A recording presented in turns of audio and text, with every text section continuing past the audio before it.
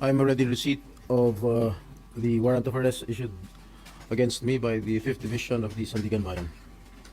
Nais ko lang pong bigyan din ng mga bagay na ito. I will remain firmly with the majority bloc under the leadership of Senate President Alan Peter Cayetano. Hindi ako matitinag sa anumang panggigipit, pananakot, political maneuvering para talikuran ang aking paninindigan. I will not yield to threats. I will not be intimidated. I will not be pressured into surrendering my independence of judgment. I am giving instructions to the Senate Secretary to put on hold my salary. Personal kong pasya ito upang ipakita sa sambayan ng Pilipino na wala akong intensyon makinabang sa pondo ng bayan habang nililinis ko ang aking pangalan. At higit sa lahat, hindi ako papasailalim ng kustodya ng Senado. I will not seek Senate custody. Hindi ko gagamitin ang Senado bilang panangga laban sa mga aligasyon sa akin. Nakahanda akong ipagtanggol ang aking sarili sa hukuman at hindi ako magtatago sa likod ng institusyong ito upang umiwas sa proseso.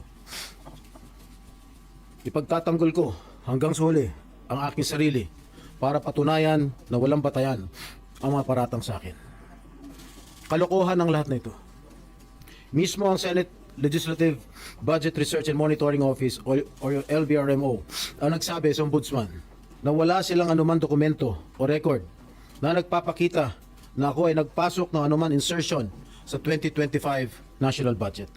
Ang mahalagang impormasyon nito ay kinilala pa mismo ni dating Senate Blue Ribbon Chairman Senator Panfilo Lacson bilang isang makabuluhang ebidensya na sumasalungat sa mga aligasyong binabato laban sa akin.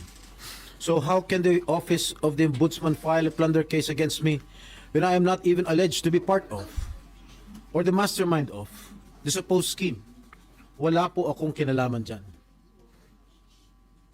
Ngayon ko lang po isa sa publiko ito. Maraming beses po ako inalok na talikuran ang independent majority bloc kapalit ang pagbabasura sa aking kaso. Ngunit, hindi ko po ito tinanggap.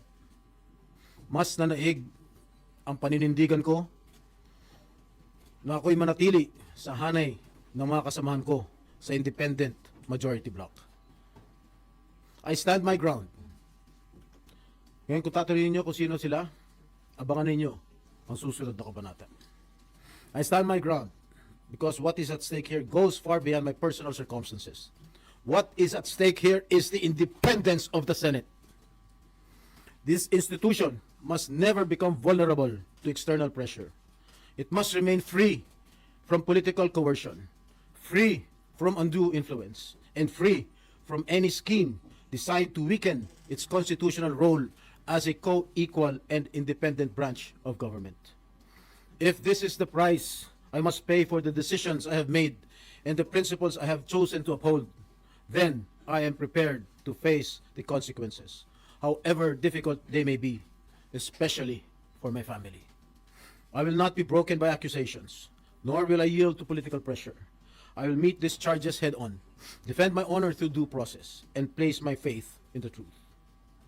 I will be proceeding now to the CIDG to voluntarily surrender myself. Maraming salamat po.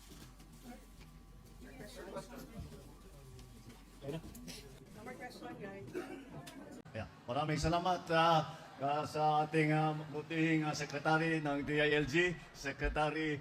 Teka, yung bang pagkakilala sa iyo dito, Governor Pogi, napunta rin sa secretary.